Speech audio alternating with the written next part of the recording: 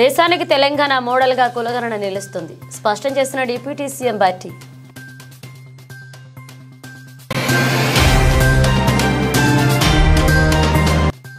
నేడు ఏపీ అసెంబ్లీలో గంజాయి బ్లేడ్ బ్యాచ్ పై చర్చ. గంజాయి సాగు చేసినా తరలించినా పీడీ యాక్ట్ కేసులు నమోదు చేస్తామని వెల్లడించిన హోంమంత్రి అనిత. ఆదానీపై అమెరికాలో కేసు నమోదు, ఆదానీతో అనుబంధం దేశానికి అవమానం, అరిష్టమంటూ కేటీఆర్ ట్వీట్.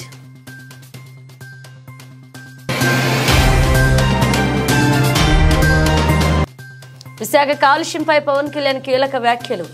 కాలుష్యం లేని అభివృద్ధికి తాము కృషి చేస్తామని వ్యాఖ్య.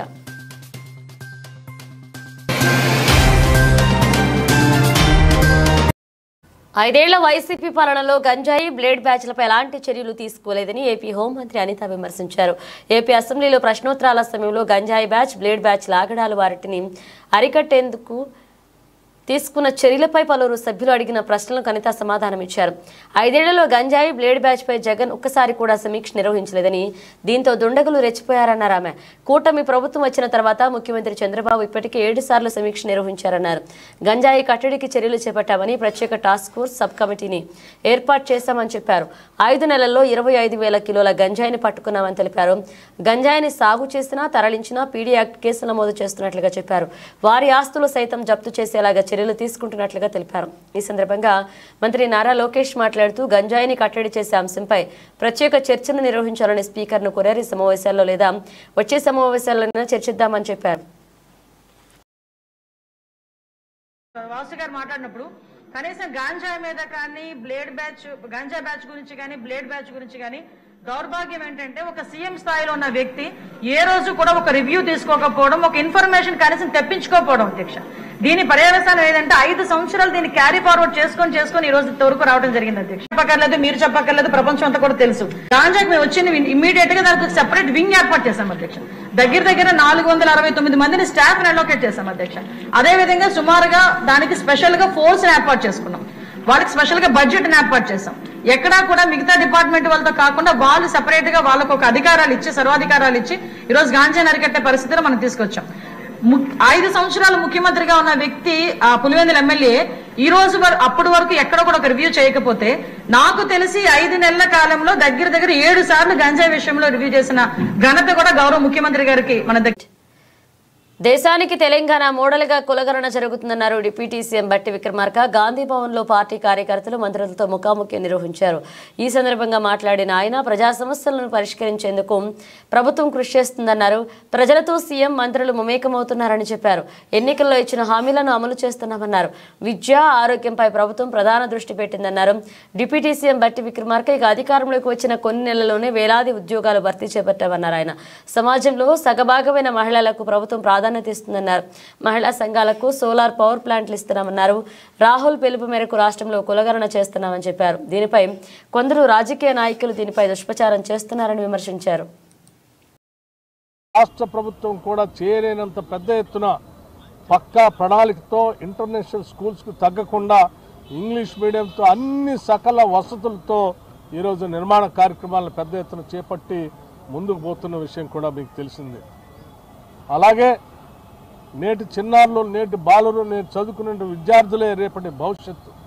వారు పౌష్టికాహారంతో ఆరోగ్యంగా ఎదిగితేనే ఈ రాష్ట్రానికి మంచి భవిష్యత్తు ఉంటుందనే ఆలోచనతో మేము అందరం ఆలోచన చేసి ముఖ్యమంత్రి గారు, రేవంత్ రెడ్డి గారు, మంత్రిమండలి, అట్లాగే కాంగ్రెస్ పార్టీ అందరూ ఆలోచన చేసి ఈరోజు పెద్ద ఎత్తున డైట్ ఛార్జెస్ 40% పెంచి గత 10-12 సంవత్సరాలుగా పెరిగిన ధరలకు అనుగుణంగా ఏ ఒక్కరు కూడా ఆలోచన చేయనటువంటి పరిస్థితుల్లో ఆ పెరిగిన ధరలకు అనుగుణంగా వాళ్ళ డైట్ ఛార్జెస్ కూడా పెంచి వాళ్ళు పౌష్టికాహారంతో ఎదగాలనే ఆలోచనతో చేసిన విషయం కూడా మీకు తెలిసిందే.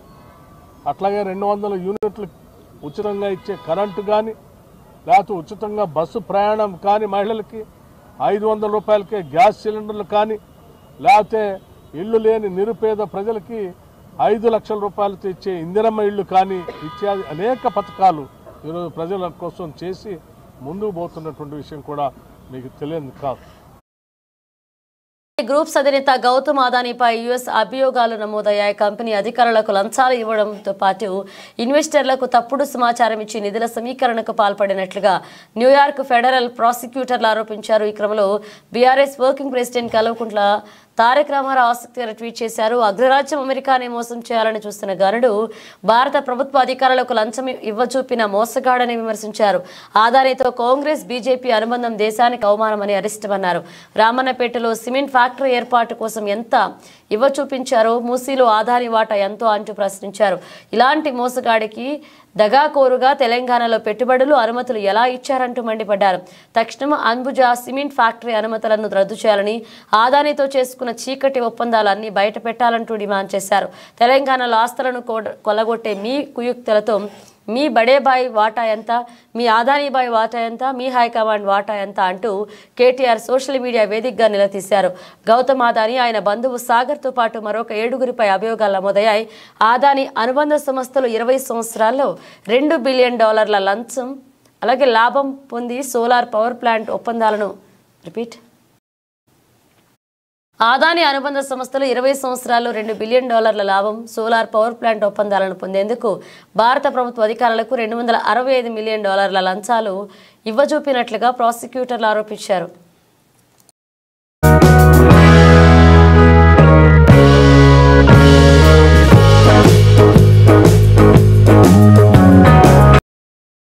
ఇప్పుడు అక్కడ ఎన్నికల్లో మరి ఈ పోలీసులు లాంగ్ మార్చ్ ఏంటి అని కేటీఆర్ తన ట్విట్టర్ ద్వారా ప్రశ్నించారు. అక్కడ గొడవలు ఏం జరగలేదు, మరి పోలీసుల హెచ్చరికలు ఎందుకు? అసలు మహబూబాబాద్ జిల్లా మానకోటలో ఏం జరుగుతుంది? శాంతియుతంగా సభ నిర్వహించుకుంటామంటే అవకాశం కూడా ఇవ్వని దుస్థితి ఎందుకు వచ్చింది? ఇది ప్రజాపాలన ఎలా అవుతుంది?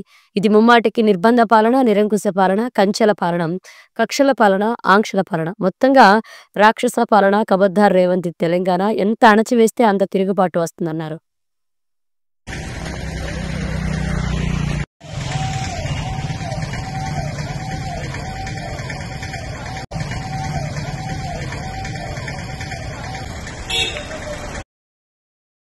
దేశంలోని కీలక నగరాలన్నీ కాలుష్యం బారిన పడుతున్నాయి. విశాఖలో సైతం కాలుష్య తీవ్రత పెరుగుతుంది. ఈ అంశంపై డిప్యూటీ సీఎం పవన్ కళ్యాణ్ అసెంబ్లీలో మాట్లాడుతూ కీలక వ్యాఖ్యలు చేశారు. విశాఖలో కాలుష్య నివారణకు చర్యలు తీసుకుంటామన్నారు. కాలుష్య నివారణపై పరిశ్రమల నిర్వాహకులతో మాట్లాడి సరైన చర్యలు తీసుకుంటామన్నారు.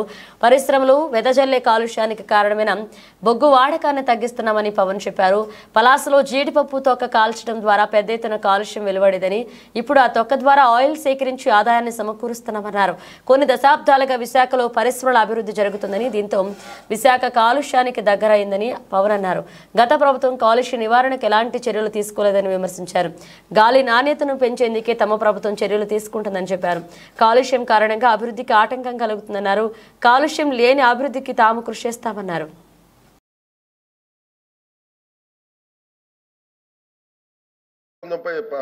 అలాగే ప్యారిస్ ఒప్పందంపై భారతదేశం సంతకం చేసింది. అందువల్ల 2070 నాటికి కర్బన ఉద్గారాలను తగ్గించడం, రెడ్యూస్, రీయూజ్, రీసైకిల్, రీకవర్ తగ్గించడం, పునర్వినియోగం, రీసైకిల్ మరియు రికవరీ సూత్రాలను అవలంబించడం ద్వారా వనరుల వినియోగాన్ని గరిష్టంగా పెంచడానికి సర్క్యులర్ ఎకానమీని గౌరవ ప్రధానమంత్రి నరేంద్ర మోదీ గారు సమర్థిస్తున్నారు. అలాగే ఆంధ్రప్రదేశ్ విషయానికి వస్తే అనేక విధాలుగా దెబ్బతిన్న ఈ విభజిత ఆంధ్రప్రదేశ్ రాష్ట్రంలో నెలకొన్న ప్రత్యేక పరిస్థితుల దృష్ట్యా పారిశ్రామిక వృద్ధిని ప్రోత్సహించడానికి ప్రభుత్వం ఉవ్విళ్ళూరుతోంది. వేగవంతమైన ఆర్థిక వృద్ధి, యువతకి ఉపాధి కోసం, పారిశ్రామికీకరణ కోసం భారీ పెట్టుబడులను ఆకర్షించడంపై ఆంధ్రప్రదేశ్ ప్రభుత్వం దృష్టి సారించింది. రాష్ట్రంలో పారిశ్రామిక అభివృద్ధికి భరోసా ఇస్తూనే పర్యావరణ క్షీణత ప్రభావాన్ని తగ్గించడానికి ఆంధ్రప్రదేశ్ ప్రభుత్వం కట్టుబడి ఉంది. రేవంత్ రెడ్డి అల్లుడి మ్యాక్సిబిన్ ఫార్మా కంపెనీపై కేఏ పాల్ వ్యాఖ్యలు. ఫార్మా కంపెనీ కోసం వీళ్ళకి వందల వేల కోట్ల డబ్బులు ఎక్కడి నుండి వస్తున్నాయి? 2-3 రోజుల్లో నేను కొడంగల్ వస్తున్నాను. మీరు తొందరపడి ఆత్మహత్యలు చేసుకోకండి. వీళ్ళ అవినీతి బయట పెడదాం. మీకు న్యాయం చేయడానికి నేను ఉన్నాను, కేఏ పాల్ తెలిపారు. ఎంత అవినీతి! రేవంత్ రెడ్డి సొంత అల్లుడు మ్యాక్స్బిన్ ఫార్మస్యూటికల్ కంపెనీలో డైరెక్టర్. ఎక్కడి నుంచి వస్తున్నాయి డబ్బులు? వందల వేల కోట్లు వీళ్ళకి, ఫార్మస్యూటికల్ కంపెనీస్కి. అంతేకాకుండా కొడంగల్లో రైతులను బలవంతంగా ఫోర్స్ చేసి భూములు స్వీకరించడం అంటే ఇప్పుడే కంప్లైంట్ వచ్చింది. వదిలేది లేదు. గుర్తించుకున్నారు కదా మీరంతా. త్వరలో వస్తున్నాను. 2-3 రోజుల తర్వాత మీరు తొందరపడకండి, ఆత్మహత్యలు చేసుకోకండి, కంగారు పడకండి. వీళ్ళ అవినీతిని ఎక్స్పోజ్ చేద్దాం, కోర్టులకు వెళ్దాం, ప్రార్థిద్దాం. న్యాయం చేయడానికి నేనున్నానని గమనించండి. ఈ వీడియో అందరికీ షేర్ చేయండి. అంతేకాకుండా చిత్తుగా రాబోయే జనవరిలో జరగబోయనున్న సర్పంచ్ ఎలక్షన్లు ఈ పార్టీలన్నింటినీ చిత్తుగా ఓడించండి.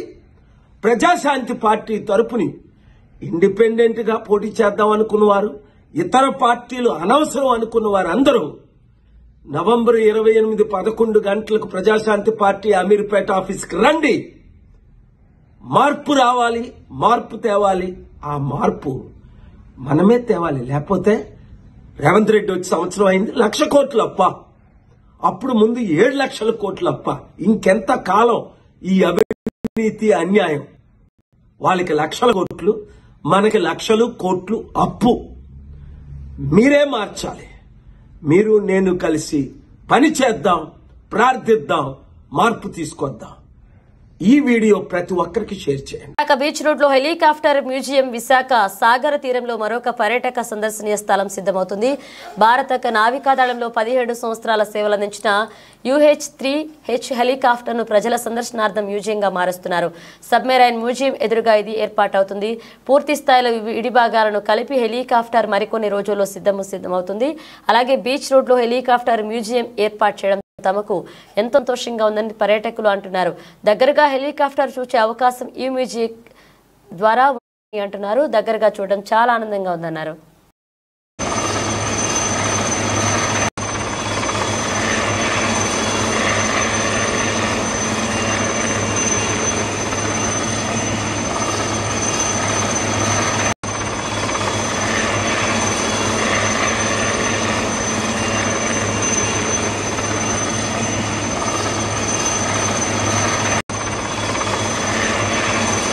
కొందరు ఐటీ కంపెనీల్లో కూడా వాటాలు అడగడంతో వారు రాష్ట్రం విడిచి వెళ్లిపోయారని రాష్ట్ర విద్య, ఐటీ, ఎలక్ట్రానిక్స్ శాఖల మంత్రి నారా లోకేష్ పేర్కొన్నారు. విశాఖలో ఐటీ పరిశ్రమ అభివృద్ధిపై శాసనసభ్యులు వంశీకృష్ణ శ్రీనివాస్, గంటా శ్రీనివాసరావు, అలాగే విష్ణుకుమార్ రాజు, ఈశ్వరరావు అడిగిన ప్రశ్నలకు మంత్రి లోకేష్ సమాధానమిస్తూ రాష్ట్ర విభజన తర్వాత ఒకే రాజధాని అభివృద్ధి వికేంద్రీకరణ అనే నినాదంతో నాటి ముఖ్యమంత్రి చంద్రబాబు ముందుకు వెళ్లారు. అందులో భాగంగా విశాఖలో ఐటీ పరిశ్రమ అభివృద్ధికి కృషి చేశారు.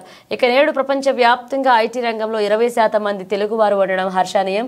2014-19 నడుమ రాష్ట్రానికి దాదాపు 150 కంపెనీలు రావడంతో 50,000 మందికి ఉపాధి లభించిందన్నారు. డేటా సెంటర్ రప్పించేందుకే అప్పట్లో ఆదానితో ఒప్పందం చేసుకున్నాం. ఇక విశాఖలో ఐటీ రంగం ప్రముఖులతో కాంక్లేవ్ పెట్టాం. అలాగే ఐటీ రంగంలో రాష్ట్రం అభివృద్ధి చెందుతున్న తరుణంలో గత ప్రభుత్వం చర్యలతో బ్రేక్ పడింది. గత ప్రభుత్వంతో ఒక మంత్రి కోడిగుడ్డు కథలతో రాష్ట్రాన్ని నవ్వుల పాలు చేశారన్నారు.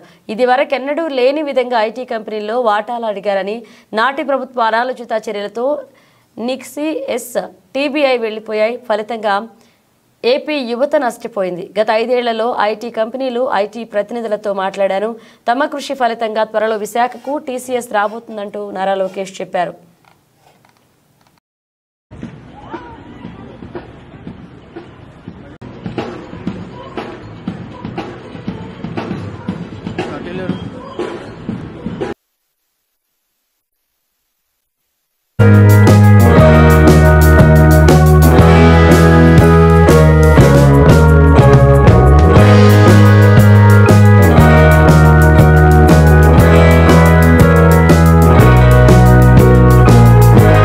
పలువురు వైసీపీ నేతలు ఆ పార్టీని వీడారు. మాజీ మంత్రి అనిల్ కుమార్ యాదవ్ కూడా పార్టీ మారబోతున్నారనే ప్రచారం జరుగుతుంది.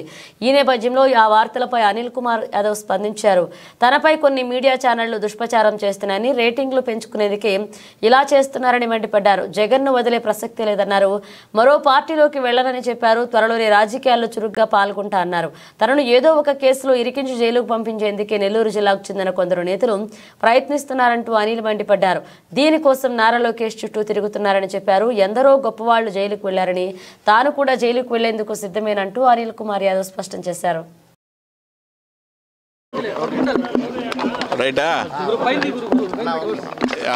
దేని మీద చెప్పండి.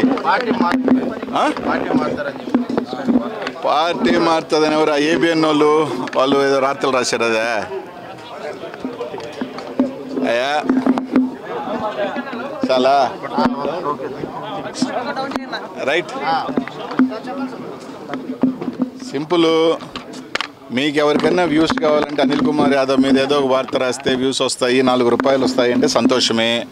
నాకు ఎటువంటి అభ్యంతరం లేదు, నాకు చీకు చింత కూడా లేదు. మీరు రాసిన వల్ల వెంటనే తౌడుకొని అదేదో నేను అనిల్ కుమార్ యాదవ్ ఒకరోజు ఏమో ఫస్ట్ రాగానే చంద్రబాబు నాయుడు కలిసాడు దొంగతనంగానే ఎవడో ఒక యూట్యూబర్ వాడుకున్నాడు, తర్వాత జనసేన అన్నారు, మళ్ళీ నిన్నేదో రాజకీయ సన్యాసం అన్నారు, నా చిన్న రాసుకుంటున్నారు.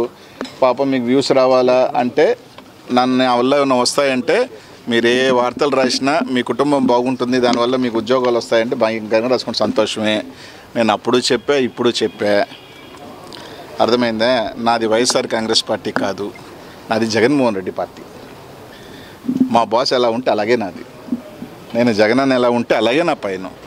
కేవలం 4-5 నెలలు నాకున్న చిన్న చిన్న దీనివల్ల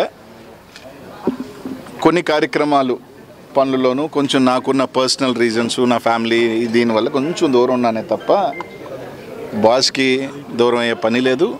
బాస్కి నేను ఎప్పుడో చెప్పాను, మళ్ళీ నేను నిజంగా జగన్మోహన్ రెడ్డికి దూరం అవ్వాల్సి వచ్చిన రోజు కొంచెం దూరంగా రాజకీయాలుగా దూరంగా బతుకుతానే తప్ప ఇంకో పార్టీ గుమ్మం చూసే వ్యక్తిని కానే కాదు.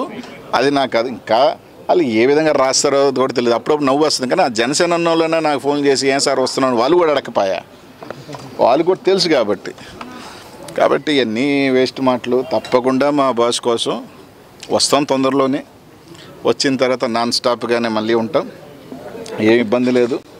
అలాగే పాపం కొంతమంది నన్ను ఏదో పాత కేసుల్లో ఏదో కేసులో జైల్లో పెట్టాలా, నెల రోజులన్నా జైల్లో ఉండాలా అనిల్ కుమార్ యాదవ్ అని కొంతమంది ఆరాటి పడిపోతున్నారని విన్నా.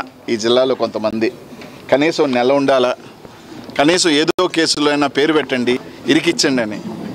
అయ్యా మీరు ఏ కేసులో పెట్టినా నేను ఎప్పుడో చెప్పా, నేను జైలుకి పోయేదానికి 60 రోజులు అయినా 60 రోజులు, 90 రోజులు అయినా 90 రోజులు, అన్ని రోజులు నేను పోయేదానికి సిద్ధమే. నాకేం ఇదేమిలే. చాలా మహా ముఖ్యమంత్రులు పెద్ద జైలుకి పోయారబ్బా, నాదే ఉంది. ఆ జైలుకి చూసి భయపడిపోతానా? కానీ ఒక్కటైతే చెప్తున్నా, పాప మీ జిల్లాలో సునకానందం పొందేవాళ్ళు ఈరోజు తాత్కాలికంగా అధికారంలోకి వచ్చేసాం, మేము ఇంకా మా అంత టోలు లేరు, మా అంత మించిన వీరులు లేరు అని కొంతమంది సునకానందం పొందుతున్నారు. వాళ్ళకి కూడా చెప్తున్నా, నా చాలామంది చక్రవర్తులు పెద్ద వాళ్ళు కూడా ఇట్లా అనుకున్నారు, ఏదో ఒక రోజు కాలగర్భంలో కలిసిపోయిన వాళ్ళే. వాళ్ళకి కూడా చెప్తున్నా, నాకు 44 సంవత్సరాలు, ఇంకో 10 సంవత్సరాలు కూడా నేను ఒకవేళ అధికారంలో దూరం ఉన్న 54. ఆ రోజు ఒక్కరోజు వచ్చిన పాపం నన్ను వేయాలనుకున్న వాళ్ళందరూ ఇప్పటికీ 60, రేపు 70 ఏళ్ళకి వాళ్ళు జైలుకి పోతే బాగోదేమో. నేను 44కో 45కైనా కుర్రోడుగానే ఉన్నా, ఇంకా జైలుకి పోయినా ఫిట్గానే ఉన్నా, ఏ ఇబ్బందిలే, మైండ్ మనసు స్ట్రాంగ్గా ఉంది. పాపం ఆ సునకానందం పొందాలని లోకేష్ చుట్టూ చక్కర్లు కొడుతూ ఏదో కేసు వెనక్కి తోడిచ్చి ఏదో విధంగా అనిల్ కుమార్ పేరుని ఇరికిచ్చాలని కొంతమంది ఈరోజు సునకానందం పొందుతున్నారే, వాళ్ళని కూడా ఏదో 5గా. పశ్చిమ గోదావరి జిల్లా పోడూరు మండలంలో వివిధ నేరాలకు పాల్పడిన పాత నేరస్తుడిని పోడూరు పోలీసులు అరెస్ట్ చేసి నేరస్తుడి దగ్గర నుండి 13 కాసుల బంగారు వస్తువులను స్వాధీనం చేసుకున్న పోలీసులు. ఈ సందర్భంగా రూరల్ సీఐ శ్రీనివాస్ మీడియాతో మాట్లాడుతూ పూలపల్ల గ్రామానికి చెందిన పాత నేరస్తుడు కట్టా సుబ్బారావు అనే వ్యక్తిపై 40 కేసులు ఉండగా 2 నెలల క్రితం జైలు నుంచి వచ్చి 3 దొంగతనాలకు పాల్పడ్డాడని, జిల్లా ఎస్పీ మరియు సబ్ డివిజన్ డీఎస్పీ ఆదేశాల మేరకు ముద్దాయిని పట్టుకుని అతని వద్ద నుంచి 13 కాసుల బంగారు నగరు స్వాధీనం చేసుకుని ముద్దాయిని అరెస్ట్ చేసినట్లుగా రూరల్ సీఐ శ్రీనివాస్ తెలిపారు.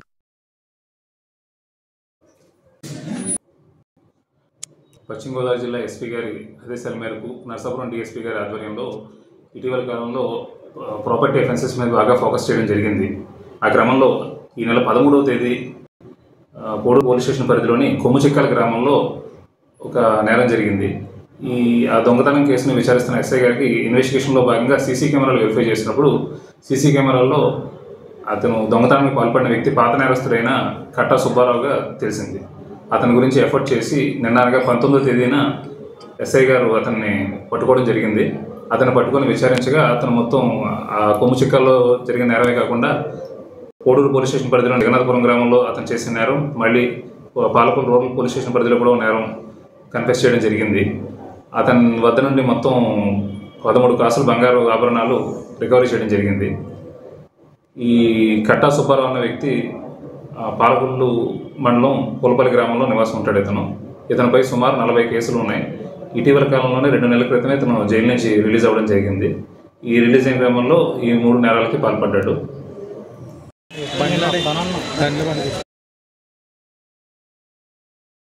మీడియాతో మాట్లాడుతున్న ఐజీ సత్యనారాయణ, పోలీస్ అంటే ఛాలెంజింగ్ జాబ్. ముఖ్యమంత్రి రేవంత్ రెడ్డి గారు పోలీస్ శాఖకు శ్రద్ధ వహించడం చాలా సంతోషం.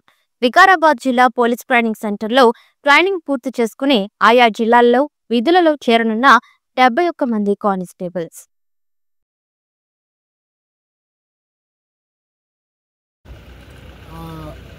ఆరో బ్యాచ్ కింద వికారాబాద్ ట్రైనింగ్ కాలేజీలో ఈరోజు 271 మంది AR police constables 9 months basic induction training విజయవంతంగా పూర్తి చేసుకుని సిద్దిపేట్, మహబూబాబాద్, కొమరం భీం, ఆసిఫాబాద్, అట్లాగే రామగుండంలో ఉన్న మంచిర్యాల, పెద్దపల్లి జిల్లాలకి ఎలక్ట్ అయ్యారు.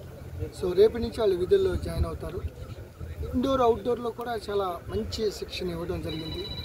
సో పోలీసు చాలా ఛాలెంజింగ్ జాబు. దాంట్లో మెయింటెనెన్స్ ఆఫ్ లా అండ్ ఆర్డర్లో సాయుధ రిజర్వ్ అనేది చాలా మంచి ప్రతిభని చాటి ఎప్పటికప్పుడు ప్రజలకు సేవ చేస్తూ ఉంటారు.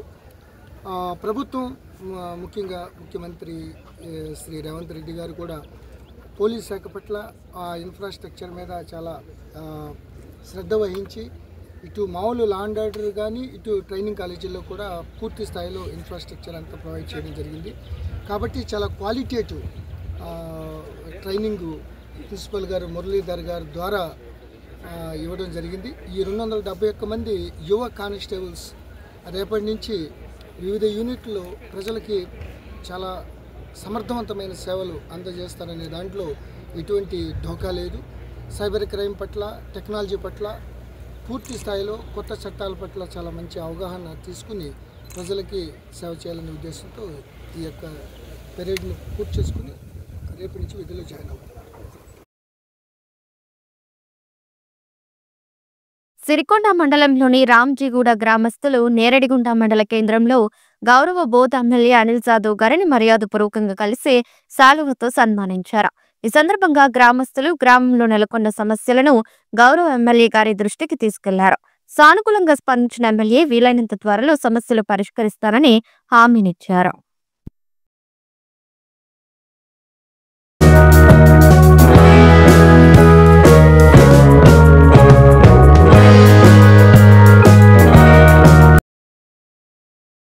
జైనద్ రథోత్సవ కార్యక్రమానికి హాజరైన ఎంపీ ఎమ్మెల్యే జైనద్లోని ప్రాచీన లక్ష్మీనారాయణ స్వామి ఆలయ రథోత్సవ కార్యక్రమానికి పార్లమెంట్ సభ్యులు గేడెం నాగేష్, శాసనసభ్యుడు పాయల్ శంకర్ హాజరయ్యారు. స్వామివారిని దర్శించుకున్న అనంతరం భక్తి శ్రద్ధలతో కొనసాగిన స్వామివారి రథం ఊరేగింపులో పాల్గొన్నారు. ఈ సందర్భంగా మాట్లాడుతూ ప్రసిద్ధి చెందిన అతి ప్రాచీనమైన లక్ష్మీనారాయణ స్వామి ఆలయాన్ని ఆధ్యాత్మిక కేంద్రంగా తీర్చిదిద్దాల్సిన అవసరం ఉందని అన్నారు. కార్యక్రమంలో భారతీయ జనతా పార్టీ నాయకులు తదితరులు పాల్గొన్నారు. ప్రపంచ మత్స్యకార దినోత్సవ ఉత్సవాల్లో భాగంగా తెలంగాణ ఫిషరీస్ ఫెడరేషన్ చైర్మన్ మెట్టు సాయి కుమార్ ఆధ్వర్యంలో హైదరాబాద్ లోని అంబేద్కర్ గ్రౌండ్ వద్ద ఫిష్ ఫుడ్ ఫెస్టివల్ కార్యక్రమాన్ని నిర్వహించారు.